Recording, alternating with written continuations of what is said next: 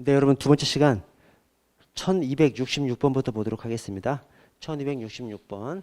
이 검사가 사경을 통제하는 수단. 그래서 우리 수사권 조정이 돼서 우리 이제 경찰이 1차적 본원적 수사기관, 검사가 2차적 보충적 수사기관으로 바뀌었죠. 자, 그러면서 검사가 사경을 통제할 수 있는 권한을 줬습니다. 그 사경을 통제할 수 있는 권한이 수사 순서에 따라서 시보제죠. 시보제. 시보제입니다. 그래서 시보제가 시정조치 요구,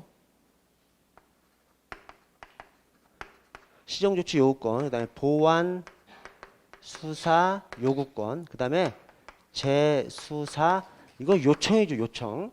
요구가 아니라 재수사 요청권입니다. 이게 이 15제가 각각 수사의 순서별로예요. 그래서 수사 중에 시정조치 요구를 할 수가 있고, 그다음에 송치를 하고 나면 보완수사 요구를 할 수가 있죠. 송치. 근데 송치만이 아니라 영장 신청했을 때도 포함되고요. 그다음에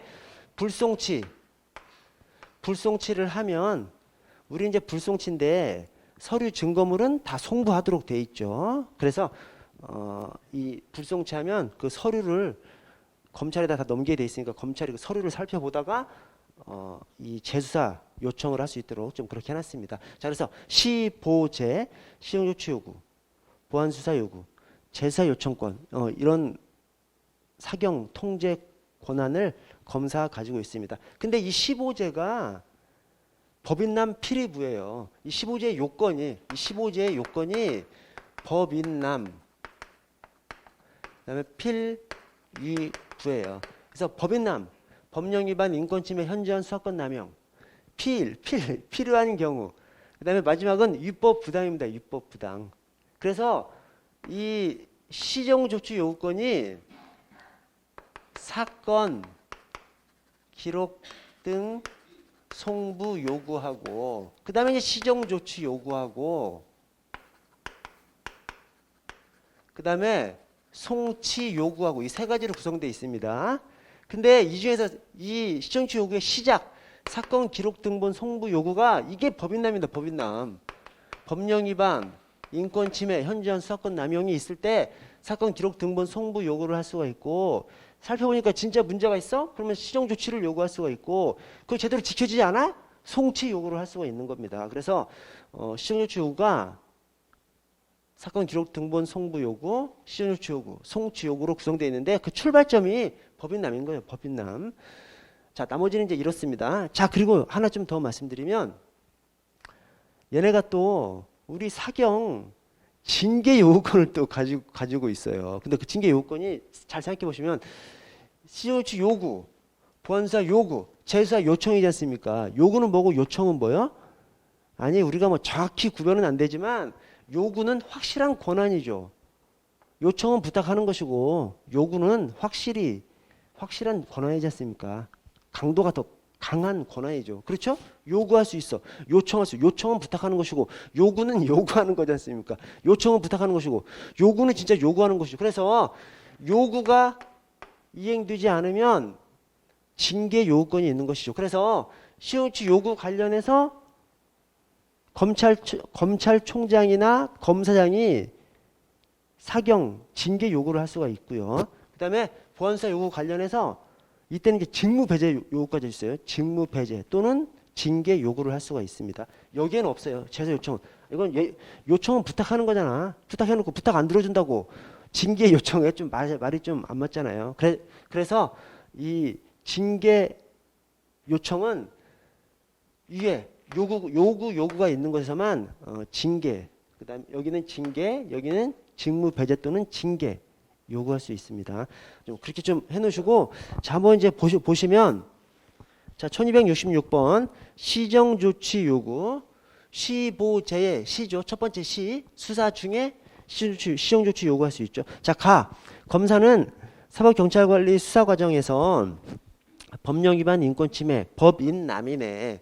현저한 수사권 남용이 나와야 되는데 뒤에 수사 미진이 의심되는 사실에 신고가 있거나 이렇게 해서 수사 미진이 아닙니다.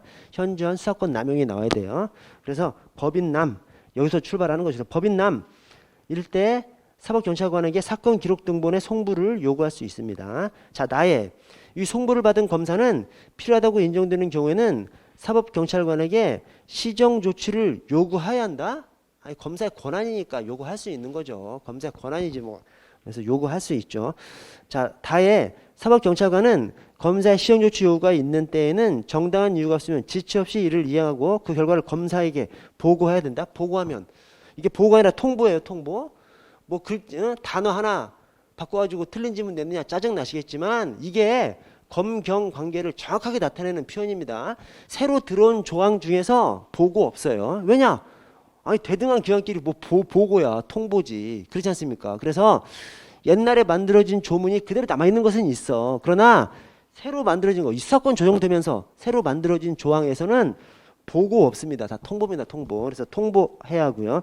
자, 라에 통보를 받은 검사는 시정조치 요구가 정당한 이유 없이 이행되지 않았다고 인정되는 경우에는 사법경찰관에게 사건을 송치할 것을 요구할 수 있습니다. 그래서 시정조치 안에 사건 기록 등본 송부 요구, 그다음에 시정조치 요구, 그다음에 송치 요구까지 다 포함되어 있습니다. 자, 마에 검사는 사법경찰관리 수사 과정에서 법령 위반, 인권침해, 현저한 수사관 내명이 있었던 때에는, 그러니까 여기 이 시정조치 요구 관련해서 징계 요구할 때는 법인남이 그대로 나오죠. 법인남. 자, 그래서 사법경찰관리 수사 과정에서 법인남이 있었던 때에는 권한 있는 사람에게 징계를 요구할 수 있습니다. 다만 맨 앞에 주어가 검사가 아니라 검찰총장 또는 각급 검찰청 검사장입니다. 검찰총장 또는 검사장. 천만다행이죠. 이걸 만약 검사의 권한을 줬으면 우리는 수사권 조정된 것이 아니라 완전 종속기관이 돼버린 것이죠. 그런데 이것을 검찰총장 또는 검사장의 권한으로 해놨기 때문에 검사들이 쉽게 못 써먹는 거죠. 검사들이 쉽게 써먹기 힘들게 만들어놨습니다. 자, 바에 사법경찰관은 피의자를 신문한 이후에 수사 과정에서 법인남이 있는 경우 검사에게 구제를 신청할 수 있음을 피의자에게 알려줘야 된다. 즉 검사의 시정조치 요구권을 내실화하기 위해서 이 피의자한테 검사한테 요청할 수 있는 요청할 수 있다라는 것을 미리 알려주라는 거예요. 그래서 이것이 미리 알려줘야 됩니다. 미리. 그래서 피의자를 신문한 이후가 아니라 피의자를 신문하기 전에 알려줌으로써 피의자 신문 과정에서 법인남이 있으면 검사한테 구제 신청할 수 있도록 그래서 피의자를 신문하기 전에.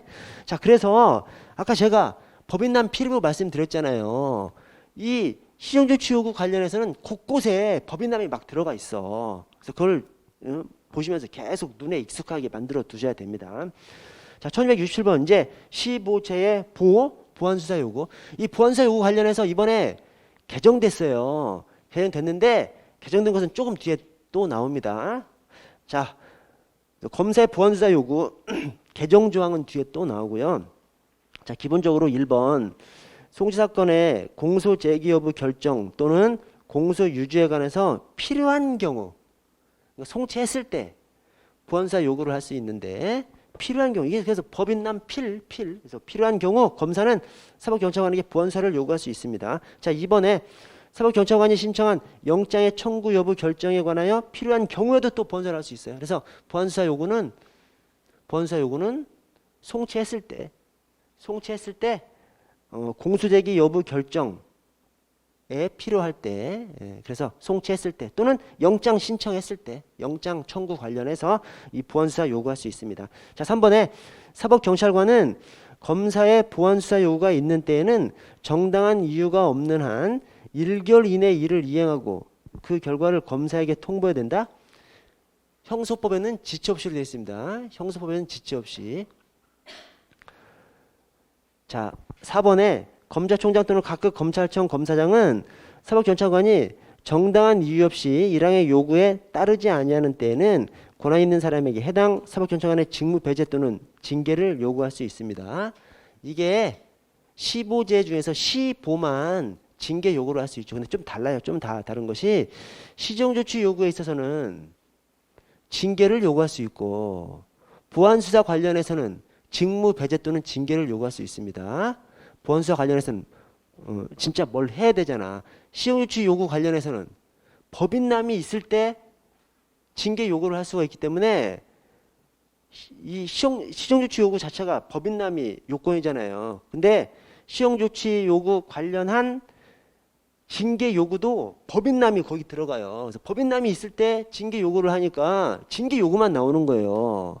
근데 보안수사 요구는 뭔가를 해야 되잖아요. 지금 보안수사를 해야 되잖아요. 그러니까 징계 요구만이 아니라 직무 배제까지 요구할 수 있는 거예요. 직무 배제라면 다른 사람이 또 와서 하게끔 만들 수도 있는 것이죠. 그래서 똑같은 검찰총장, 검사장의 징계 요구지만 시정조치에서의 징계 요구는 징계 요구만 있어요. 그리고 거기에 사유에 법인남이 들어가요. 근데 보안수사 요구에 있어서의 징계 요구는 뭐 보안수사를 해야 되기 때문에 징계 요구만 들어가는 것이 아니라 직무 배제까지 들어가고 그다음에 법인남은 안 나옵니다. 거기에 법인남은 시정조치에만 법인남 필부, 시정조치 요구에만 법인남이 나오는 거기 때문에 보안수사 요구에 있어서 징계 요구에서는 법인남이 안 나옵니다. 또 다른 표현이 나오는 것이죠. 그래서 4번에 검찰총장, 그다음에 각급 검찰청 검사장은 사법경찰관이 정당한 이유 없이 보안수사 요구에 따르지 아니하는 때는 직무 배제 또는 징계를 요구할 수 있다. 그래서 똑같은 징계 요구지만 다르게 좀 돼 있습니다. 그래서 저 법인남 필부를 가지고 계속 좀 생각을 해주세요. 그렇게 하다 보면 질서가 잡힙니다. 저런 질서 없이 그냥 보시면 막 다 섞여버려요. 머릿속에서 완전히 다 섞여버리기 때문에 시보제, 법인남 필부 이렇게 해서 좀 질서를 좀 잡아주시면서 보시고, 자 1268번 형소법 및 수사준칙상 수사의 경합, 이 수사의 경합이라는 것이 똑같은 사건을 검사도 수사하고 사경도 수사하고 이때 누가 우선권을 가지느냐, 누가 주도해서 수사를 해야 되느냐, 그 문제입니다. 자 1번 검사는 사법경찰관과 동일한 범죄 사실을 수사하게 된 때는 사법경찰관에게 사건을 송치할 것을 요구할 수 있습니다. 2번 그러면 사법경찰은 지체 없이 송치해야 돼요. 자 중간에 다만 검사가 영장을 청구하기 전에 동일한 범죄 사실에 관해서 사법경찰관이 영장을 신청한 경우에는 해당 영장에 기재된 범죄 사실을 계속 수사할 수 있습니다. 즉 영장 먼저 신청하면 동일 사건에 대해서는 영장 먼저 신청하면 먼저 신청한 곳에서 수사의 우선권을 가집니다. 그래서 사경도 영장 먼저 신청했어. 그러면 검사랑 동일 사건을 수사하고 있다 하더라도 사경이 우선해서 수사할 수 있습니다. 그래서 영장 신청 청구를 기준으로 해 놓았고요. 자 3번에 중간에 자 수사준칙상 검사는 사법경찰관에게 사건 송치를 요구할 때에는 그 내용과 이유를 구체적으로 적은 서면 또는 구두, 서면으로 하도록 해놨습니다. 서면으로. 말로 하면 증명이 안 되기 때문에 그래서 서면으로 하도록 해놨고요. 자 4번에 중간에 수사준칙상 사법경찰관은 위 송치 요구를 받은 날로부터 7일 이내 사건을 검사에게 송치해야 됩니다. 그래서 통상 규정이 어떻게 되냐면 형사소송법에서는 지체 없이, 그러니까 검사가 뭐 시키면 지체 없이라고 형사소송법에는 규정이 되어 있어요. 근데 그것을 대통령령으로 가면 그 지체 없이에 대해서 7일 이내, 대부분 다 이렇게 해놨습니다. 지체 없이 7일 이내, 지체 없이 7일 이내. 그러니까 지체 없이도 맞는 거고 7일 이내도 맞는 거죠. 법률에서는 주로 지체 없이라고 적어놓고 대통령령에서는 7일 이내로 그렇게 적어놨습니다. 자 1269번 시보제의 이제 제네 제, 시보제의 제 불송치했을 때 자 재수사 요청 관련해서 자 가에 사법경찰관은 범죄를 수사한 결과 범죄 혐의가 있다고 인정되는 경우에는 지체 없이 검사에게 사건을 송치하고 서류 증거물을 검사에게 송부해야 합니다. 그래서 송치하면 처벌해야 된다라고 판단할 때 사경이 이거 처벌해야 돼라고 하면 그 증거를 밝혀가지고 검사에게 송치합니다. 처벌해야 할 때, 처벌해야 한다는 판단 표시가 이 송치죠, 송치. 자, 그 밖의 경우에는 즉 처벌하지 못한다고 생각하면 그럼 불송치 결정을 하고 그 이유를 명시한 서면과 함께 관계 서류와 증거물을 지체 없이 검사에게 송부해야 됩니다. 즉 불송치하면 그냥 우리 안에서 그냥 완전히 그냥 자체적으로 짬시키는 것이 아니라 서류 증거물은 검사한테 보내야 되는 것이죠. 자, 이 경우 검사는 송부받은 날로부터 90일 이내 반환해야 됩니다. 즉 90일 동안 서류 증거물을 검토할 수 있는 시간을 검사가 가지고 있는 것이죠.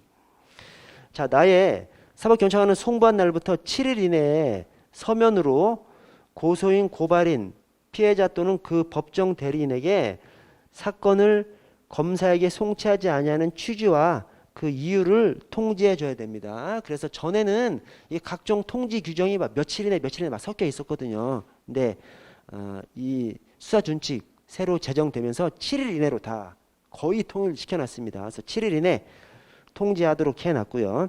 자, 다에 그렇게 불송치 결정 통지를 받은 사람은 해당 사법경찰관 소속 관서장에게 이의를 신청할 수 있습니다. 다만 이 신청권자의 고발인은 제외됩니다. 맞습니다. 그래서 답원이. 그래서 이게 왜 그러냐면 여기 없네. 이의 신청하면 바로 그냥 송치해야 되거든요. 그래서 거기 이의 신청인의 고발인을 제외해 놓은 이유가 고발인의 주요 구성자가 시민단체거든. 시민단체가 막 고발한 다음에 또 불송치 요청하면 또 이의 신청해가지고 무조건 또 이의 신청하면 우리가 검사한테 무조건 송치해야 되거든요. 우리가 불송치했다고 통지를 해줘. 근데 불송치에 대해서 이의 신청하면 무조건 송치해야 돼요. 그러니까 우리가 수사 종결권을 가졌다는 이유가 불송치 결정 권한이 우리한테 있기 때문에 수사 종결권을 가져왔다고 얘기하거든요. 근데 그 수사 종결권이 이의 신청 하나로 완전히 무력화돼 버렸어. 이의 신청만 하면 무조건 검사 사건으로 그냥 바뀌어 버립니다. 송치해야 됩니다. 근데 거기에서 이 고발인은 빼놓은 겁니다. 왜? 시민단체가 너무 막 고발을 많이 한다면 그거 다시 또 이의 신청 해버리면서 또 검찰한테 너무 막 업무 부담을 가중시키기 때문에 그래서 이의 신청인에서 고발인은 제외해놨습니다. 자, 라에 검사는 불송치 결정의 경우에 사법경찰관이 사건을 송치하지 아니한 것이 위법 또는 부당한 때에는 위부 법인남 필위부의 위부입니다. 위법 부당한 때에는 그 이유를 문서로 명시해서 사법경찰관에게 재수사를 요청할 수 있습니다. 이게 재수사 요청권입니다. 자, 마에 검사는 사법경찰관에게 재수사를 요청하려는 경우에는 그 아래 서류와 증거물을 송부하던 날로부터 60일 이내 해야 된다. 60일이 뭔 기준이에요? 60일은 근거가 없는 것이고 90일입니다. 왜냐하면 그 서류 증거물을 불송치할 때 검사한테 서류 증거물은 송부하도록 되어 있거든요. 그 송부한 것을 90일 이내 반환해야 되거든요. 그 90일 안에 재수사 요청하라는 거예요. 그래서 90일 이내 해야 됩니다. 자, 다만 불송치 결정에 영향을 줄 수 있는 명백히 새로운 증거 또는 사실이 발견된 경우 또는 증거 등의 허위, 위조, 변조를 인정할 만한 상당한 정황이 있는 경우에는 관계 서류와 증거물을 송부한 날로부터 90일이 지난 후에도 재수사를 요청할 수 있습니다. 그래서 그 사유를 잘 보면 위법 부당 비스무리해.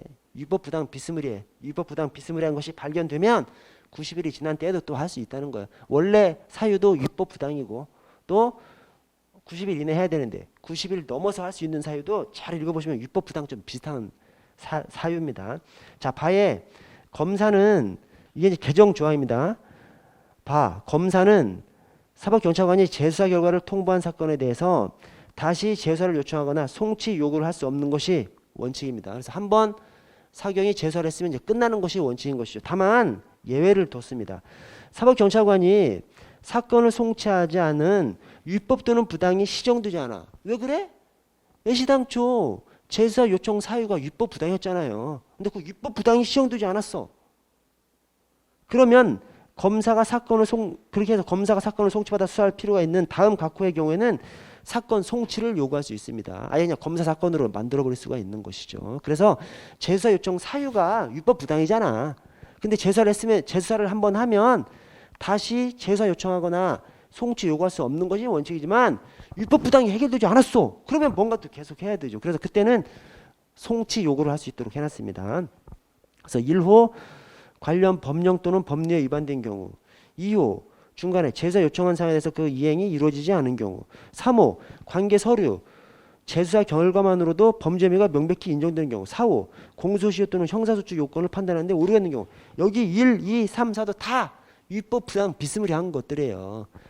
그런 것들이 있어서 위법 부당이 시정되지 않았어. 그러면 송치 요구를 할 수 있는 것입니다. 예외적으로. 자, 오른쪽 해설에 오른쪽 가운데 박스를 보시면요. 이게 이제 이번에 그러니까 왼쪽에 바도 이번에 개정된 거예요. 그래서 전에는 위법 부당이 시정되지 않아 이렇게 명확하게 표시가 안 돼 있었어요. 근데 이게 딱 들어왔어요. 그래서 재수사 요청 사유도 위법 부당이고 재수사에도 불구하고 다시 재수사를 한번 하면 다시 재수사를 요청하거나 송치 요구를 할 수 없는 것이 원칙인데 송치 요구를 할 수 있는 예외적인 사유도 또 위법 부당이야. 그렇게 이제 명시가 된 것입니다. 자, 근데 오른쪽 가운데 박스 이것이 이번에 수사준칙 개정된 것 중에서 좀 핵심 사항입니다. 자, 핵심 사항이 첫 번째 당구장에 검사 또는 사경관이 고소 고발을 받은 때 이를 수리해야 한다. 이 수리 의무를 수사준칙에 규정해놨어요. 전에 이게 없었거든요. 그래서 우리 막 반려 엄청 치고 막 그랬거든요. 그래서 반려 규정도 가지고 있었어요. 그 반려 규정이 이제 무효돼 버렸죠. 왜? 이 대통령령에서 고소 고발을 하면 수리해야 한다. 이제 반려는 안 되는 것이죠. 이제 반려는 안 되도록 대통령령에서 수리해야 한다. 자, 그 밑에 고소 고발을 수리한 날로부터 3개월 이내 수사를 마쳐야 한다. 수사 준칙에 지금까지 수사 기간을 명시하지 않았었어요. 근데 3개월 이내 수사를 마쳐야 된다. 이거 넣어놨습니다. 그래서 이거 딱 고칠 때 한동훈 장관이 언론 플레이 엄청 했잖아요. 뭐 자기가 저기 정의의 사도인 것처럼. 그래서 딱 국민들이 딱 좋아할 거죠. 이게 국민들이 고소 고발 수리해야 한다. 반려 못하는 것이죠. 또 3개월 내 마쳐야 된다. 그리고 시보제 중에서 시정조치 요구는 뭔가 고치라는 것이고 보제는 뭔가 수사라는 거잖아요. 검사의 통제 수단 중에서 시보제 중에서 시는 시정조치 요구 뭔가 고치라는 것이고 보제는 보완 수사를 하라는 것이고 재수사를 하라는 거잖아요. 그 수사를 하라고 한 거 그것들도 역시 3개월 이내 마치라고 해놨습니다. 그래서 고소고발 수리해야 한다. 그 다음에 고소고발 3개월 이내 수사를 마쳐야 한다. 그 다음에 그 밑에 당구장에 보완수사, 그 밑에 재수사 다 3개월 내 마쳐야 된다. 그래서 각종 수사 3개월 내 마치도록 좀 통일을 좀 시켜놨습니다. 그거 좀 알아두시고 자 1270번 수사준칙 1번 검사는 사법경찰관에게 수사 경합에 따른 사건 송치를 요구할 때에는 그 내용과 이유를 구체적으로 적은 서면으로 해야 되고요. 사법경찰관은 요구를 받은 날로부터 며칠 내 송치해야 돼? 7일. 통상 저 형소법에서 지체 없이라고 적어놓고 그 다음에 수사준칙에서는 똑같은 것에 대해서 7일 이내 이렇게 규정하고 있습니다. 자, 이번에 사법경찰관은 수사중지 결정을 한 경우 7일 이내 사건 기록을 검사에게 송부해야 합니다. 이 경우 검사는 사건 기록을 송부받은 날부터 30일 이내에 반환해야 하고 그 기간 내에 시정조치 요구를 할 수 있습니다. 그래서 우리 수사중지 뭐 누가 도망갔거나 소재 불명돼 그러면 소재를 발견할 때까지 수사중지 결정을 할 수가 있죠. 그 수사중지 결정 관련해서 검사가 30일 동안 기록 검토할 수 있도록 통제 수단을 이제 둔 것이고요. 자, 3번에 검사는 사법경찰관으로부터 송치받은 사건에 대해서 보완 수사가 필요하다고 인정하는 경우 특별히 직접 보완 수사를 할 필요가 있다고 인정되는 경우를 제외하고는 사법경찰관에게 보완 수사를 요구하는 것을 원칙으로 한다. 이게 예전 조항이야. 이 보완 수사 사경이 하는 것을 원칙으로 하는 거 이게 예전 조항으로 맞는 것인데 이게 바뀌어 버렸습니다. 그래서 다음 페이지 그 지문 3번 밑에 59조를 보시면 어떻게 바뀌었냐면 직접 보완 수사를 하거나 사법경찰관에게 보완 수사를 요구할 수 있다. 그래서 직접 할 수도 있고 보완 수사를 요구할 수도 있고 그냥 선택사항으로 만들어 버렸습니다. 전에는 사경이 보완 수사를 하는 것이 원칙이었거든요. 근데 검사가 직접 하거나 사경한테 시킬 수 있도록 그래서 검사가 직접 해도 그냥 되는 것으로 이렇게 만들어 놔버렸습니다. 그래서 검사가 수사를 더 하게끔 만들어 놔버린 것이죠. 오히려 예외적으로 일정한 경우에는 검사가 하는 것이 또 원칙으로 해놨어. 그래서 그 뒤에 다만 다음 각호 어느 하나에 해당하는 경우에는 그 밑에 검사가 직접 보완수사를 하는 것을 원칙으로 합니다. 1호에 사건을 수리한 날부터 1개월이 경과한 경우 즉 사건을 넘겨받은 다음에 1개월이 지나서는 보완수사 못 시키는 거죠. 사학영한테 1개월이 지나면 무조건 자기들이 해야 돼요. 검사가 직접 보완수사 해야 되는 것이죠. 자, 2호에 송치된 이후 검사가 상당한 정도의 보완서를 한 경우, 이미 자기가 보완서를 좀 건드렸어. 그러면 사경한테 못 시키고 그냥 계속 자기가 검사가 보완서를 해야 되는 것이고요. 자, 3호의 끝에 사법경찰관으로부터 사건을 송치받은 경우, 즉 뭔가 요구를 해서 사건을 송치받았어. 그때는 사경한테 다시 보완서를 시키면 안 되고 직접 보완서를 해야 되는 것이고요. 자, 그렇게 해서 이 59조 이 보완수사 관련해서 이게 이번에 전에 검수완박, 검찰 수사권 완전 박탈해가지고 검찰이 수사를 거의 못하도록 좀 이게 옥죄어 놨었거든요. 근데 그거를 좀 다 풀어버렸습니다. 그래서 특히 보안수사 관련해서 보안수사가 전에는 사경이 보안수사하는 것이 원칙이었는데 지금은 검사가 직접 할 수도 있고 사경한테 시킬 수도 있습니다. 대신 일정한 조건 하에서는 검사가 하는 것이 또 원칙으로 해놨어요. 그래서 그냥 아무 설명도 없이 검사가 하는 것이 원칙이라 하면 틀립니다. 검사가 하는 것이 원칙이 아니라 사경한테 시킬 수도 있고 검사가 할 수도 있고 그냥 선택적이에요. 선택적. 대신 일정한 조건 하에서는 예외적으로 검사가 하는 것이 원칙인 것이죠. 그래서 좀 조심해야 됩니다. 좀 상당히 좀 까다롭게 헷갈리게 좀 해놨어요. 여러분 죄송하지만 앞으로 좀 다시 넘어와서 1270번에 4번을 보시면 검사는 사법경찰관에게 재수사를 요청하려는 경우에는 관계 서류와 증거물을 송받은 날로부터 90일 이내에 해야 하고요. 왜냐? 90일 동안 사건을 가지고 있다가 다시 넘겨줘야 되기 때문에 반환해야 되기 때문에 그 사건을 가지고 있는 그 기간 안에 재수사 요청을 하라는 것이죠. 자, 90일이 지난 후에는 불송치 결정에 영향을 줄 수 있는 명백히 새로운 증거 또는 사실이 발견된 경우를 제외하고는 재수사를 요청할 수 없다. 이런 경우만이 아니라 여러분 또 해설로 가보시면 크게 두 가지로 이렇게 구별을 해놨어요. 그래서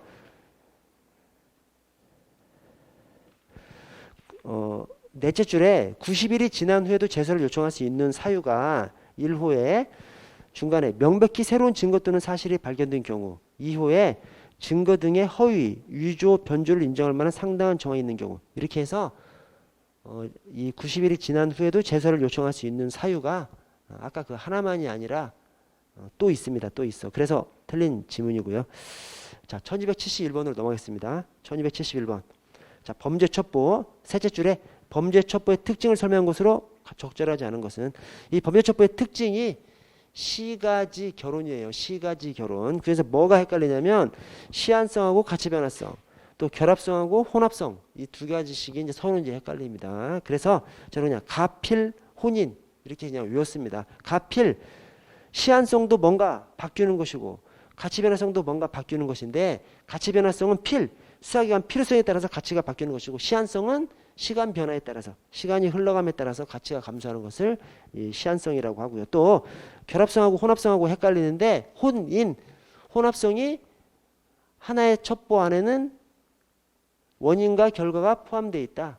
인과관계, 인과관계. 그래서 원인과 결과를 내포하겠다. 그것이 혼합성이고, 하나의 첩보 안에는 여러 가지 하위 첩보들로 구성되어 있다. 그것이 결합성이고요.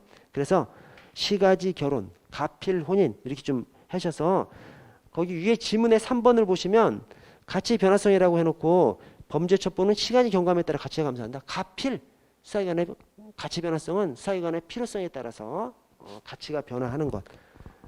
그래서 거기 시간이 경과함에 따라서 가치가 감소하는 것은 시한성이고요. 자, 1272번 보겠습니다. 1272번. 범죄 첩보에 대한 설명 중 틀린 것은 수입된 수사 첩보는 범죄 발생 관서에서 처리하는 것을 원칙으로 한다. 이 범죄 발생 관서 말고 무슨 관서가 있죠? 이 첩보 수집 관서가 있죠. 수집된 수사 첩보는 이 첩보를 수집한 관서에서 처리하는 것이 원칙이죠. 그래서 범죄 발생 관서가 아니라 수집 관서, 즉 첩보 수집 관서에서 처리하는 것을 원칙으로 하고요. 자, 다에 조사할 정도는 아니나 추후 활용할 가치가 있는 첩보를 참고라고 한다. 기록이라고 합니다. 기록. 그래서 특중 통기참, 경시서 추단 이렇게 숙지하시면 되겠습니다. 다음 페이지 보시죠. 다음 페이지 보시면 특중 통기참, 경시서 추단. 여기서 이제 경시서가 경찰청, 시도청, 경찰서를 말합니다. 경찰청, 시도청, 경찰서. 그러니까 특부는 경찰청에서 처리해야 할, 중보는 시도청에서 처리해야 할, 통보는 경찰서에서 조사해야 할, 이렇게 그냥 경찰청, 시도청, 경찰서, 그래서 경시서, 추단, 추 활용할 가치, 단순히 참고, 그래서 경시서 추단, 특중 통기참, 경시서 추단, 이렇게 숙지 좀 해 주시고요. 자, 1273번. 입건전 조사, 옛날에 내사라고 불렀죠. 내사를 입건전 조사라고 명칭을 바꿨는데, 그러나 각종 법령에 아직도 내사라는 표현이 많이 남아 있습니다. 그래서 입건전 조사, 내사, 두 가지 용어 다 숙지하고 계시고, 자, 입건전 조사, 내사 및 수사에 대한 설명으로 옳지 않은 것은, 자, 3번에 입건전 조사 단계 피조사자에게 진술 거부권 인정되지 않는다. 다 인정됩니다. 진술 거부권, 변호인 접견 교통권 다 인정되고요. 자, 그 밑을 보시면 이 입건전 조사 사건 처리에 관한 규칙이 개정되면서 뭐가 개정됐냐면, 우리 전에 경찰 감찰 규칙 보실 때 경찰 감찰 규칙에서 감찰 활동 전부 다 감찰 부서장이 다 관할하지 않습니까?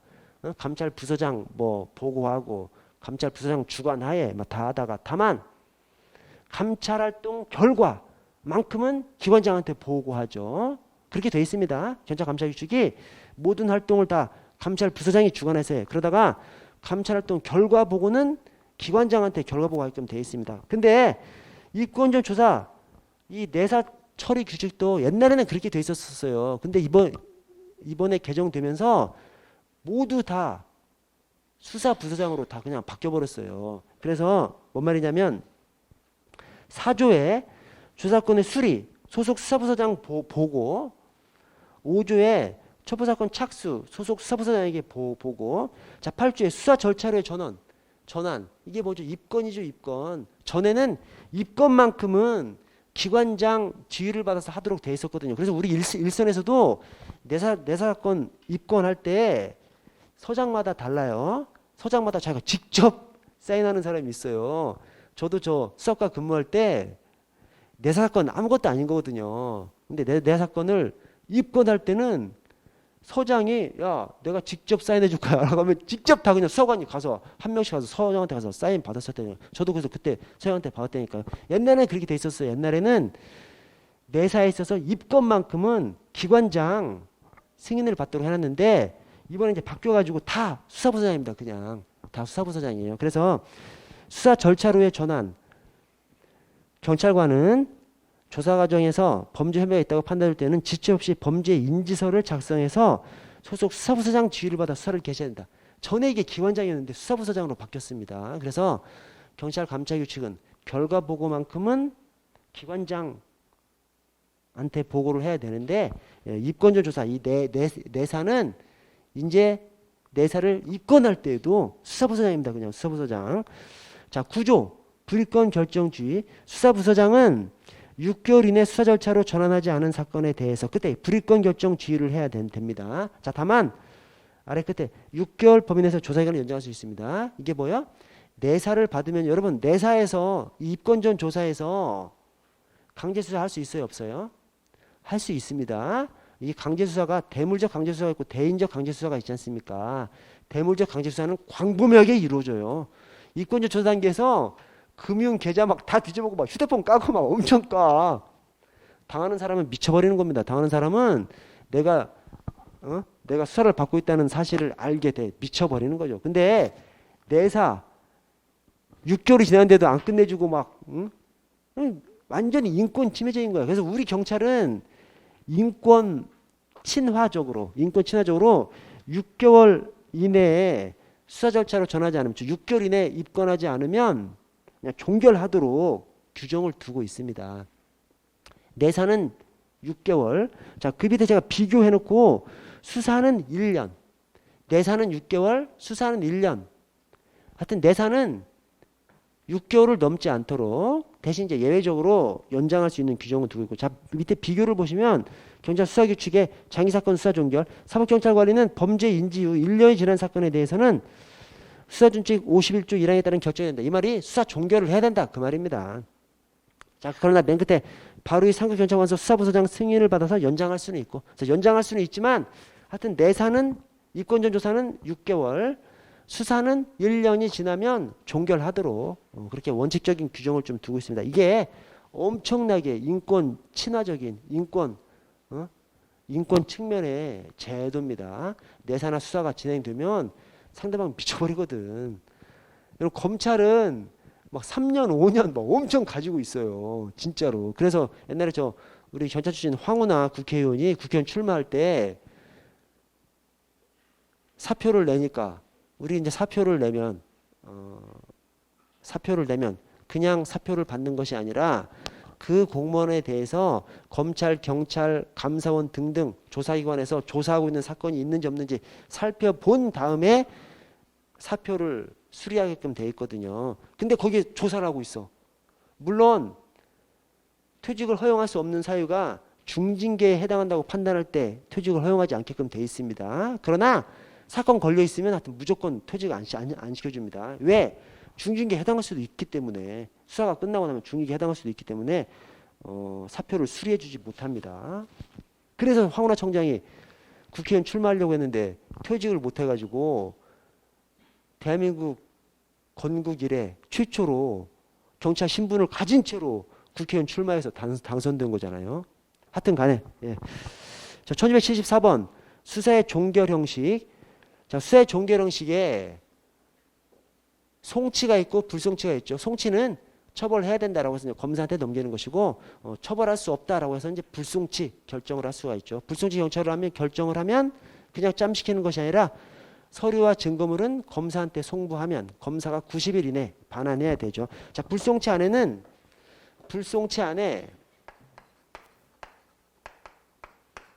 혐의 없음,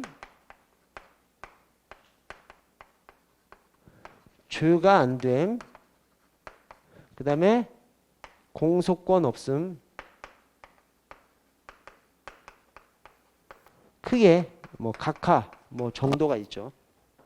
자, 혐의 없음은 범죄 구성 요건이 인정되지 않는 거. 자, 죄가 안 되면 위법성이 인정되지 않든지 또는 책임성이 인정되지 않든지, 한마디로 위법성 조각 사유나 책임 조각 사유가 있을 때 죄가 안 됨, 불송치 결정을 하게 되고요. 공소권 없으면 공소 요건을 갖추지 못했을 때, 이 각하는 그냥 처음부터 터무니없을 때.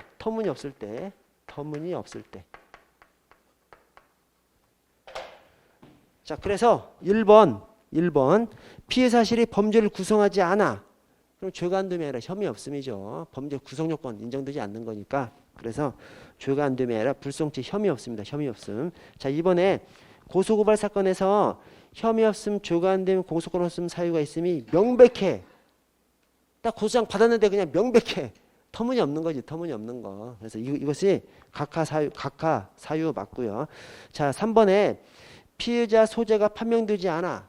그러면 피해자 소재가 발견될 때까지 중지시켜야죠. 그 중지가 수사 중지, 피해자 중지. 이 수사 중지가 피해자가 소재 불명이면 피해자 중지, 참고인이 소재 불명이면 즉 증인 등 참고인이 소재 불명이면 참고인 중지, 그렇게 갑니다. 그래서 수사 중지, 피해자 중지, 수사 중지, 참고인 중지 등이 있고요. 자, 4번에 피해 사실에 대해서 소송 조건이 결여된 경우에는 공소권 없음, 소송 조건, 공소 요건, 소송 조건, 공소 요건 갖춰지지 않으면 공소권 없음 결정을 합니다. 자, 1275번 수사의 종결 형식에 대해서 틀린 것은, 자, 다에 고소인이 소재 불명인 경우에는 수사 중지는 맞는데 피해자 중지야? 아, 고소인이 피해자가 아니잖아. 고소인은 누구예요? 참고인 중에 하나입니다. 고소인이 죄를 저질렀다고 의심받는 사람이 이제 피해자고, 그 외에는 다 참고인입니다. 참고인, 증인, 참고인. 그래서 고소인도 참고인이에요. 그래서 고소인이 소재 불명이야. 그러면 참고인 중지, 수사 중지 중에서 참고인 중지 결정하고요. 자, 바에 강간죄의 경우 수사 도중 고소가 취소되면 공소권 없음 결정한다. 이것은 강간죄 친고죄 규정 없애버렸잖아요. 그러니까 그냥 아예 그냥 해당 사항이 없는 겁니다. 그래서 틀렸습니다. 전에 강간죄가 친고죄일 때는 고소 취소되면 불송치 공소권 없음이 맞았지. 그러나 지금은 강간죄 친고죄 규정이 삭제돼 버렸기 때문에 고소가 취소돼도 그냥 송치입니다. 송치. 자, 76번 변사사건 처리. 자, 1번에 형사소송법에서 변사자 검시에 관한 규정이 없어? 있죠. 형사소송법에서 원칙적인 검시권자로서 검사를 아직도 그냥 그대로 규정하고 있고, 대신 검사가 이 검시에 관한 처분을 사법경찰관한테 명할 수 있도록 형사소송법에서 규정하고 있습니다. 자, 2번에 형법에 있던 변사체 검시 방해죄 사문화됐어? 폐지됐어? 그냥 있습니다. 지금도 있어요. 지금도 변사체 검시 방해죄 규정이 되어 있고요. 자, 3번에 변사사건 신고 접수 이전에 범죄 의심, 실종 등 사유로 신고 접수 또는 수사를 진행한 경찰서는 해당 사건을 변사사건 관할 경찰서로 즉시 이송한다? 그렇지 않습니다. 여러분, 밑에 해설의 조문 변사사건 처리 규칙을 보시면 1항에 그러니까 별도의 사건을 말합니다. 별도의 사건. 그 별도의 사건이, 자, 변사사건 신고가 접수되기 전에 수사를 이제 그 사람 관련해서 변사사건 신고가 접수되기 전에 신고가 접수되거나 수사가 진행된 사건은 기존 경찰관서에서 그냥 해. 변사사건은 변사사건 담당 부서에서 그냥 해. 그래서 변사 접수되기 전에 하던 사건은 그냥 그 관서에서 그냥 하고, 변사 접수한 관서에서는 변사사건 그냥 하고, 각자 하는 겁니다. 미리 신고 접수된 사건은 그냥 각자 그냥 하는 거예요. 대신 2항에 변사사건 신고 접수 이후에, 이 말은 변사사건 처리하고 있는 도중에 다른 경찰관서에서 범죄 의심, 실종 등을 이유로 신고를 접수하거나 수사를 진행한 경우에는 변사사건을 관할하는 경찰관서가 해당 사건을 이송받아서 병합하고 책임 수사 경찰관서가 됩니다. 즉, 변사 접수 이전에 진행하던 사건은 그냥 그 관서에서 그냥 해. 그러나 변사 사건이 접수된 다음에 추가로 다른 관서에 그 변사 사건 관련된 사건이 접수되면 그때는 변사 사건을 진행하고 있는 관서에다 보내가지고 변사 사건을 진행하고 있는 관서에서 통합 합병 처리해야 됩니다. 그래서 자, 아래 형사소송법이 있고요. 그 밑에 수사준칙이 있습니다. 긴 걸로 검사 사법경찰관의 상호협력과 일반적 수사준칙에 관한 규정. 수사준칙. 자, 17조에 변사자의 검시 등 사법경찰관은 변사자 또는 변사한 것으로 의심되는 사체가 있으면 아래 검사에게 통보해야 됩니다. 이게 수사권 조정된 다음에 새로 바뀐 것이 수사준칙이잖아요. 그래서 수사준칙에서 변사사건 관련해서 검사한테 보고라는 규정이 없어요. 지금 이제 대등한 기관이 됐기 때문에 통보입니다. 이걸 이제 보고라고 하면 틀린 지문이에요. 보고는 어디에 나와? 경찰 관서장한테 보고가 나오죠. 그래서 오른쪽에 56조, 범죄사규칙 56조를 보시면 변사사건 발생부, 경찰관은 변사자 또는 변사로 의심되는 시체를 발견하거나 시체가 있다는 신고를 받았을 때에는 소속 경찰관서에게 보고해야 합니다. 그래서 변사사건 관련해서 검사한테는 통보입니다. 무조건 통보. 경찰 관서장한테 보고가 나오고요. 이 검사한테 보고가 나오면 틀린 규정입니다. 틀린 규정입니다. 자, 861페이지 저 맨 위에 경찰 수사 규칙이 있어요. 경찰 수사 규칙 27조에 변사자의 검시 검증. 사법경찰관은 검시를 하는 경우에 의사를 참여시켜야 합니다. 의사는 당연히 참여시켜야 되죠. 의사가 사람의 뭐 생명 반응에 대한 전문가지 않습니까? 그래서 죽었는지 살았는지 판별하는 사람이 의사이기 때문에, 그래서 의사는 반드시 참여시켜야 되고요. 그 의사로 하여금 검안서를 작성해야 하고요. 작성하게 해야 하고요. 이 경우 사법경찰관은 검시조사관을 참여시킬 수 있습니다. 의사는 참여시켜야 되는데 검시조사관은 참여시킬 수 있습니다. 검시조사관 참여시킬 수도 있고 참여시키지 않을 수도 있는 거죠. 왜 그래? 우리 조직 안에 검시조사관이 몇 명 없어요. 그래서 검시조사관 시도청별로 그냥 몇 명씩밖에 없어. 이분들 경력 경채하는데 끼케야 1년에 뭐 몇 명 하지도 않아요. 막 안 하는 해도 많고 해봐야 몇 명 안 하기 때문에 18개 시도청으로 이렇게 쪼개 놓으면 거의 없습니다. 거의 없어. 그래서 이 모든 검시 현장에 참여할 수가 없어. 그래서 만약에 이거를 검시조사를 참여시켜야 한다. 강행 규정으로 하는 순간 불능 규정 돼버립니다. 불가능한 규정이 돼버립니다. 그래서 검시조사관 참여시킬 수 있다. 이미 규정으로 해놨고요. 자, 그 밑에 30조 검시와 참여자 굵은 글씨를 보시면 변사자의 가족, 친족, 이웃사람, 친구, 그래서 가족, 친족 등 참여시켜야 하겠죠. 그래서 끝에 참여시켜야 한답니다. 근데 중간에 시군구, 읍면동 공무원이나 그 밖에 필요하다고 인정하는 사람도 검시에 참여시켜야 합니다. 그래서 가족, 공무원 참여시켜야 합니다. 이 공무원이 왜 나오냐면 가족이 나타나지 않아. 그러면 공무원이 장례를 치러주거든요. 장례 치러줄 사람이 이 검시 현장에는 참여해야지. 그래야 나중에 뒤늦게 가족이 나타나면 내가 검시 현장도 참여해서 이렇게 하니까 이렇게 정상적으로 이렇게 해서 우리가 위로하면서 장례 치러드렸다라고 얘기를 해야 되지 않습니까? 그래서 공무원도 이 검시에 참여시켜야 한다. 그 안에 이제 들어가 있는 것이고요. 맨 아래로 내려와서 범죄수사규칙 59조 시체 인도를 보시면 2항에 변사체는 후의를 위해서 매장함을 원칙으로 합니다. 매장함 반대말이 뭐예요? 화장이죠. 화장. 화장하면 안 됩니다. 왜? 여기서 후의를 위하여가 나중에 범죄 의심점이 생기면 다시 파서 다시 부검해야 돼. 특히 여기서 이제 매장하는 것이 가족이 나타나지 않아서 공무원이 매장하는 것을 이제 그거죠. 가족이 나타나면 가족한테 인계해서 가족인지 알아서 하는 것인데 가족이 안 나타났다가 나중에 뒤늦게 나타나서 이렇게 얘기하는 경우가 있습니다. 우리 아버지 절대로 자살 아니다. 우리 아버지 쫓아다니는 어떤 새끼가 있었다. 이런 얘기를 하는 경우가 있습니다. 그러면 다시 파서 다시 부검 다시 합니다. 그러니까 화장하면 안 되는 거죠. 그래서 여기서 후의를 위하여가 다시 파서 다시 부검할 수 있는 가능성을 남겨두기 위해서 매장함을 원칙으로 합니다. 1277번 변사사건 및 지문. 자, 2번에 경찰 수사규칙상 사법경찰관이 검시를 할 때는 검시조사관을 참여시켜야 하면이 아니라 참여시킬 수 있다. 왜? 몇 명 안 되니까. 몇 명 안 되니까 참여시킬 수도 있고 참여시키지 못할 수도 있고 그런 것이죠. 여러분 좀 이따 15분에 시작하겠습니다. 15분에.